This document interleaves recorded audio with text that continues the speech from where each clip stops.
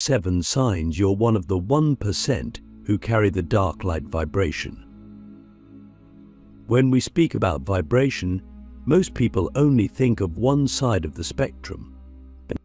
They talk about raising their vibration to love, to peace, to light. And yes, light is essential. But what if I told you that true mastery is not about escaping darkness, but about integrating it? What if the rarest souls, maybe 1% at most, are the ones who walk with both dark and light humming inside them at once?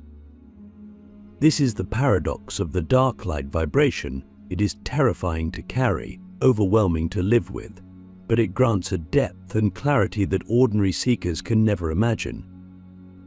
And maybe, just maybe, you've always known this about yourself but could never put it into words until now. The first sign is that you are both drawn to and repelled by extremes. You can sit in joy and radiate warmth, and people feel healed just by your presence. But equally, you felt the magnetic pull of rage, despair, or destruction and noticed that you do not crumble in its presence. Most people collapse when faced with their own shadow. But you can sit in the storm, feel the chaos, and not disintegrate. You might even feel at home in the extremes. This is not because you are broken, but because your soul was forged to carry what others cannot. Ask yourself, have you always felt comfortable in places others avoid, like cemeteries, hospitals, or moments of crisis? That is not morbidity. That is your dark light vibration training itself through experience.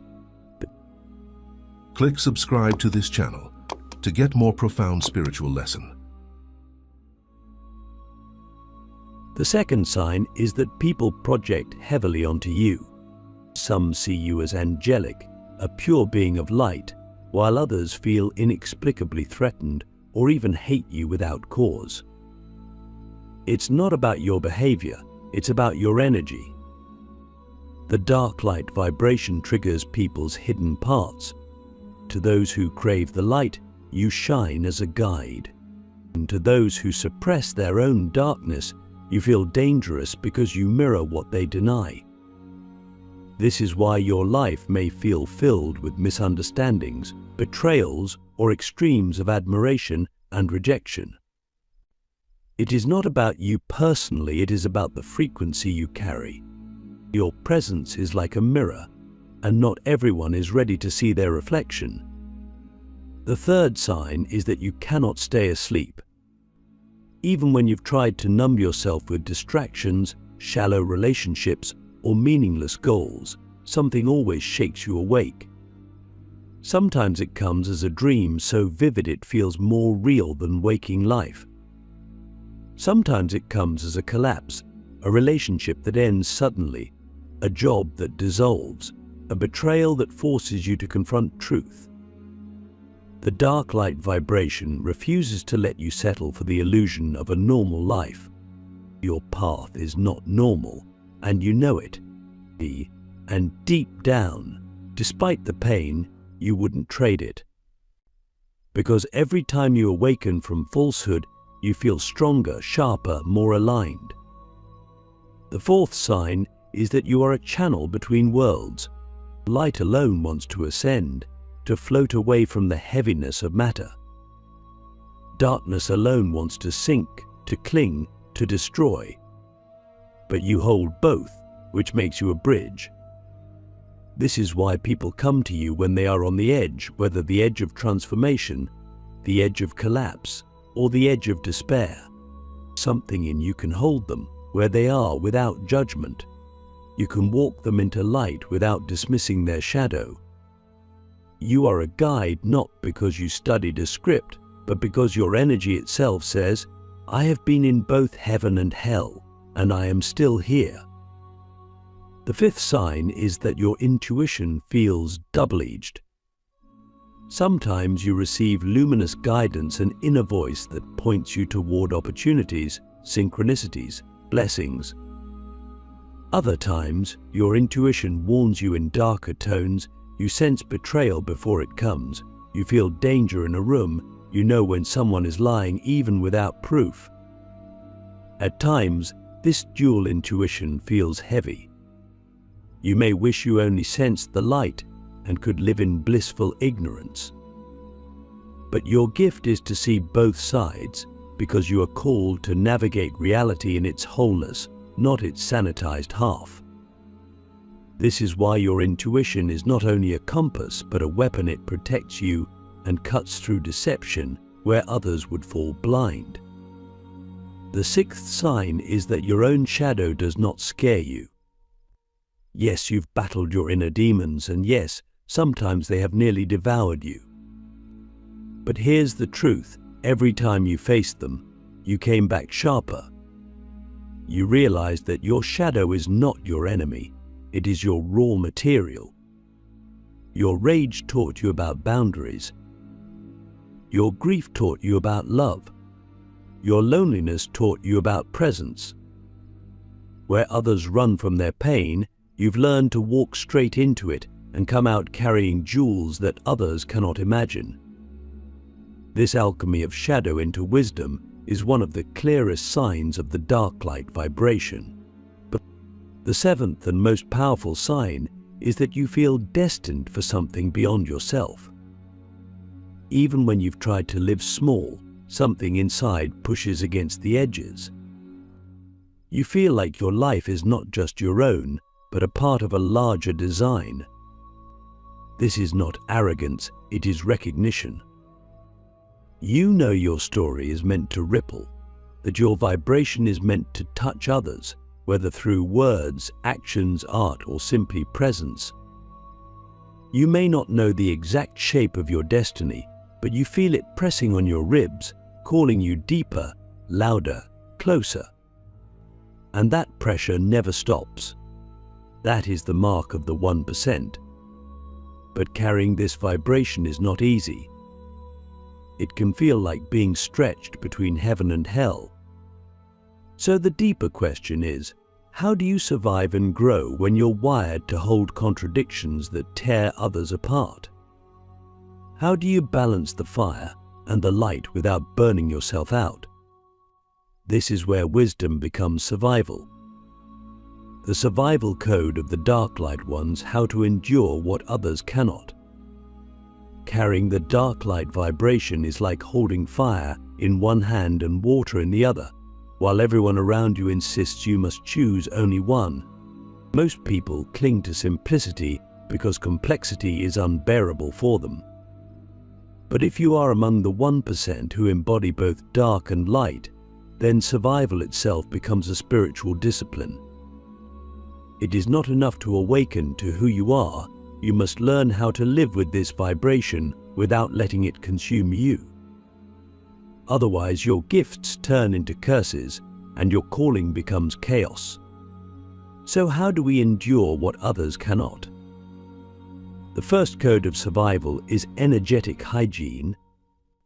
Just as we wash our hands daily to prevent disease, those of us carrying this rare vibration must cleanse our energy field constantly. Darkness clings more easily to us because we can hold it without fear, but if we do not release it, it builds into heaviness. Light also pours through us so strongly that it can fry our nervous system if ungrounded. This means daily practices are not optional. Breathwork, salt baths, meditation, or even walking barefoot on the earth, these are not luxuries. They are lifelines. Ask yourself, are you treating your energy field with the same care you treat your body? Or are you neglecting the very foundation of your survival? The second code is radical honesty. When you carry both dark and light, the worst danger is self-deception. If you lie to yourself about your desires, your fears, or your limits, the dark within you will twist those lies into destruction. If you inflate yourself with fantasies of perfection, the light within you will burn you with disillusionment. Survival requires ruthless self-check-ins. What am I truly feeling right now? What am I hiding? What am I pretending not to know? This honesty is painful but liberating. It prevents inner sabotage and keeps your dual vibration aligned with truth instead of distortion. The third code is boundary mastery. People are drawn to you because your vibration is unusual. They feel alive around you, even if they cannot explain why. But this attraction means they will often try to feed on your energy. Some will unconsciously dump their darkness on you, believing you can carry it for them. Others will cling to your light, using you as a substitute for their own growth. Without boundaries, you will be drained to nothing. Learn to say no without apology. Learn to retreat without guilt. Remember, you are not here to be everyone's savior. You are here to embody the paradox of dark light. That embodiment is service enough. The fourth code is shadow integration. You cannot afford to repress your darker impulses: rage, envy, lust, fear. If you push them into the basement, they will erupt in destructive ways. Instead, survival means meeting them head-on, listening to their messages, and channeling their power. Rage becomes boundaries.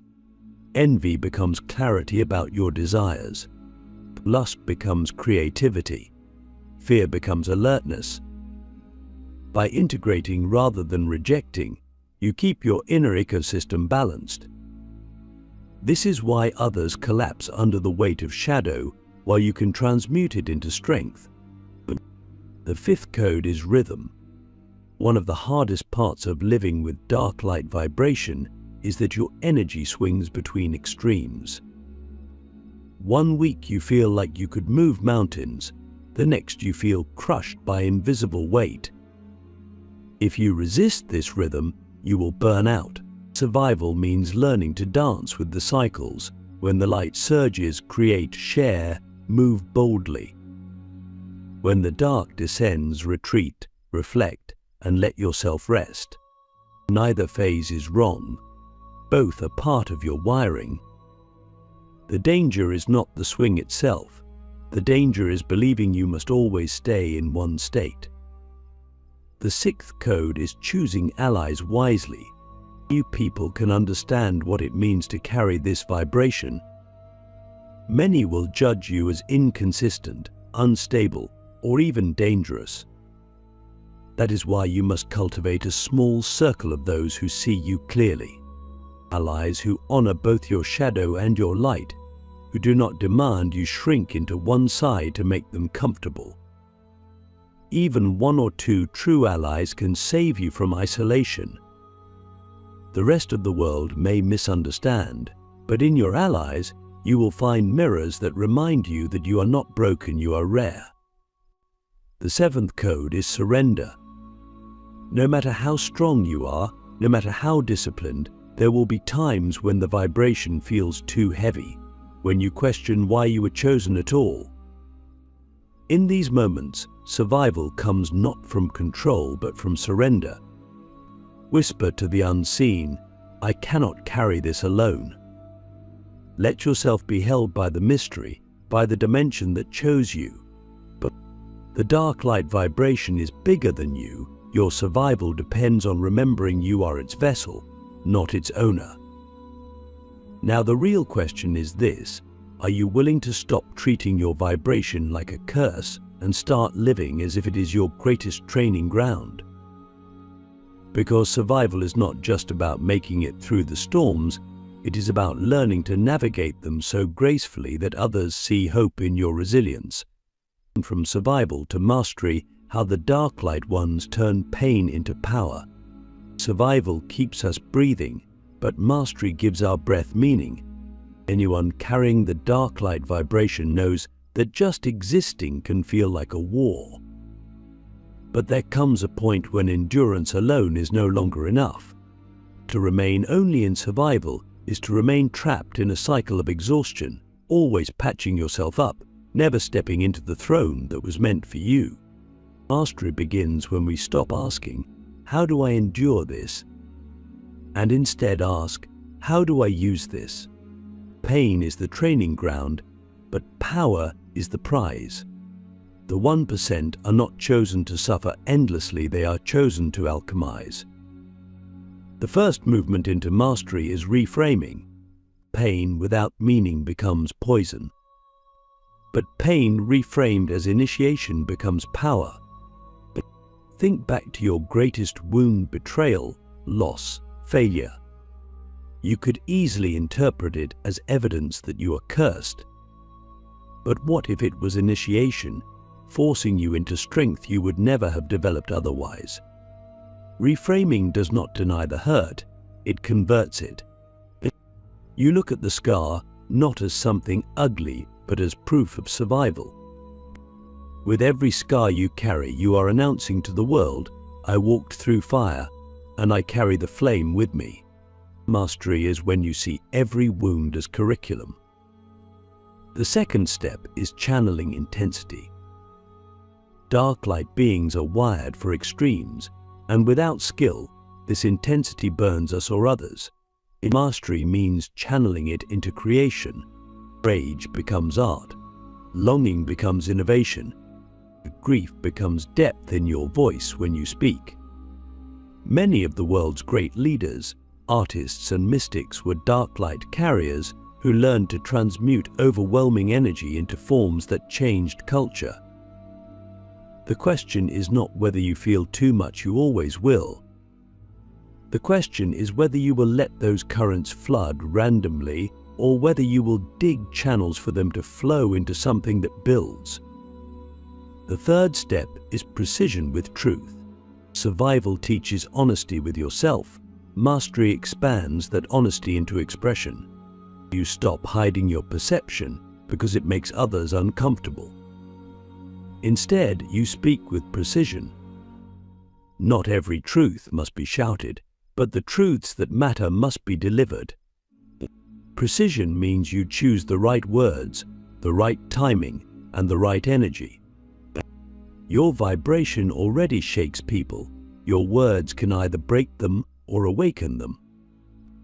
Mastery is when your words no longer erupt uncontrolled, but strike like lightning exactly where they are needed. The fourth step is conscious influence. You cannot carry this vibration and remain invisible forever. People sense you.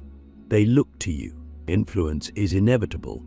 Mastery is deciding how to wield it. Some use influence to manipulate, feeding their ego. But the rarest of us use it to elevate, to help others recognize their own capacity. Influence is not about followers or applause. It is about resonance. When your presence alone makes someone braver, clearer, or calmer, you are living in mastery. Ask yourself, how are you using the influence that already radiates from you? The fifth step is designing rhythm instead of reacting to it. Survival lets the cycles of light and dark toss you around. Mastery means noticing the cycles and planning with them. If you know you move through phases of expansion and contraction, schedule accordingly.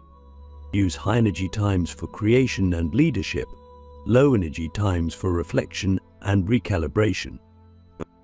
Mastery means becoming the conductor of your own orchestra instead of the instrument being played chaotically by unseen hands. The sixth step is crafting legacy. Power without direction dissolves. Mastery asks, what will you leave behind? Not just material possessions, but imprints of vibration. It might be children you raise with radical honesty, a book you write, a movement you lead, or even the energy you embody in daily life that people remember decades after. The chosen ones do not just live for themselves, they imprint the world so that when they are gone, the vibration continues through others. The seventh and final step of mastery is humility in power. This may sound strange. Why humility? After all this talk of power? Because power without humility corrodes. Humility is the reminder that the dark light vibration is not owned by you.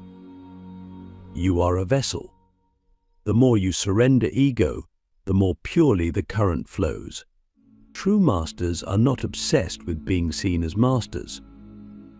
They are obsessed with aligning with the vibration so faithfully that it moves through them without distortion. Their influence lasts not because they demanded it, but because it was undeniable. So mastery is not perfection. It is not floating above human experience. It is walking through the mud with the same grace you walk through the stars. It is making pain bow to purpose. It is letting both shadow and light sing in harmony rather than discord. And when you live this way, your life itself becomes a signal. Others see you and realize they, too, can hold more than they believed. Now ask yourself, will you remain in survival, patching wounds forever? Or will you step into mastery and start wielding the vibration instead of fearing it? The choice is yours, and the world is waiting for you to claim it. The eternal path of the dark light ones, why your vibration was never just for you. There comes a moment when you realize that carrying the dark light vibration was never simply about your survival, nor even about your mastery. It was about something far larger. But the vibration you hold is not a personal ornament, not a secret treasure to hide away. It is a force, a current, designed to move through you into the world. This is why you feel both burdened and compelled. But you are not here just to endure or to shine, you are here to ripple. And when you finally surrender to this truth, you understand why only 1% are chosen. It is because very few are willing to live for something bigger than themselves. The first revelation on this eternal path is that your vibration is collective medicine. Every time you refuse to deny your darkness, you give others permission to face theirs. Every time you embody light without becoming naive, you teach others balance. Without even speaking, your existence shows people that contradiction does not have to mean chaos. You are proof that wholeness is possible. But here's the question you must wrestle with. Will you hoard your medicine out of fear of rejection, or will you share it, even knowing not everyone will accept it? Because medicine unshared becomes poison, and your vibration will eat you alive if you never release it into the collective. The second revelation is that your path is cyclical, not linear. You may wish that once you've mastered your vibration, life becomes simple. But it will not. You will be called again and again into deeper initiations, each time asked to surrender more, integrate more, embody more. This is not punishment, it is refinement. Just as a blade must be sharpened again and again to cut cleanly, so too must you be honed by experience. Mastery is not a final destination. It is a rhythm you live with, forever deepening. Can you accept that you are not walking toward an end, but spiraling into infinite expansion? The third revelation is that service is your fulfillment. The dark light vibration becomes unbearable when you try to live only for yourself. Its intensity needs direction, and the purest direction is service. Service does not mean martyrdom. It means allowing your unique gifts to benefit more than just your ego. It could mean guiding others through crisis, creating art that awakens, or simply living so authentically that people feel liberated by your presence. Whatever form it takes, the key is this: the vibration you hold is too big to be contained by one life. It must overflow, or it will crush you. The fourth revelation is that your legacy will outlast you, whether you intend it to or not. Every word, every choice, every energetic imprint you leave becomes part of the field others inherit. The question is not whether you will leave a legacy, but what kind it will be. Will it be confusion or clarity, fear or courage, victimhood or transformation? The eternal path asks you to live each day as though it echoes into eternity, because it does. Do not underestimate the unseen impact of your smallest acts, but the way you treat a stranger, the way you honor your own truth, the way you carry your vibration in silence, all of it writes history in frequencies unseen but unfading. The fifth revelation is humility before the infinite. To carry both dark and light is to feel closer to the source than most humans ever will. But this nearness is dangerous without humility. Forgetting that you are a vessel turns vibration into vanity, and vanity corrupts power. The eternal path requires bowing again and again, not to an idol, but to the vast intelligence that entrusted you with this current. In your surrender, the vibration flows pure. In your pride, it curdles. But which path will you choose? The sixth revelation is that your journey is never solitary. Even if you often feel isolated, there are others scattered across the world carrying the same frequency. Some you will meet, others you will not. But you are part of a hidden constellation of beings whose combined presence shifts humanity's evolution. When you stand strong in your vibration, you strengthen the whole constellation. You are never as alone as you believe. Your role is to hold your note so the symphony of the 1% can resound clearly across dimensions. The seventh and final revelation is that death is not the end of your work. The vibration you carry is not extinguished when your body ceases. It disperses, weaving itself into the collective field, influencing generations to come.